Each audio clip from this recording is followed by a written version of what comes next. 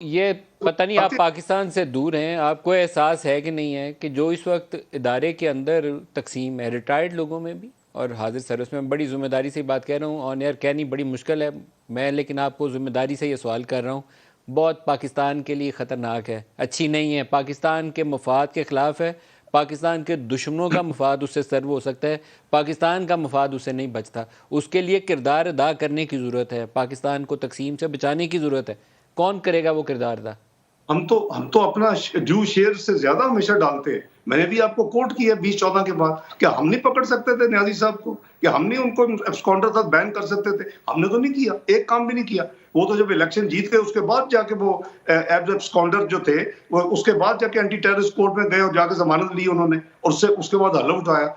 हमने तो अब हमेशा ये किया है, मुल्क के इंटरेस्ट में काम किया है, वो न्यूक्लियर का धमाके हो, वो आपके धरने हो, वो कोई भी चीज हो, हमने इफ़ाम तफ़हीम के साथ कोशिश की है। इसी पार्टी के साथ मैंने नेगोशिएट किया, आपको याद होगा 126 दिन का धरना कैसे उठा, इनके मर्जी के मुताबिक एक इंक्वायरी कमीशन कैसे बना, 4 हल्के और 35 पंक्चर कैसे इन्वेस्टिगेट किए गए, जस्टिस नासिर मुल्क इनके कहने पे उनको उनका सरबराह बनाया गया कमीशन का।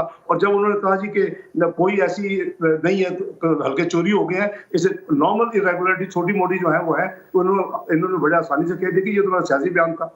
आप प्लीज आप सबको हमें जरूर कहें, हमारी जिम्मेदारी है, इस वक्त हम गवर्नेंस में है, हम कोई किसी को भी पॉलिटिकल विक्टिमाइजेशन नहीं करेंगे, लेकिन लोगों के जज्बात को हम कंट्रोल नहीं कर सकते, कोई भी नहीं कर सकता, आप भी नहीं कर सकते, मैं भी नहीं कर सकता। सर ये तो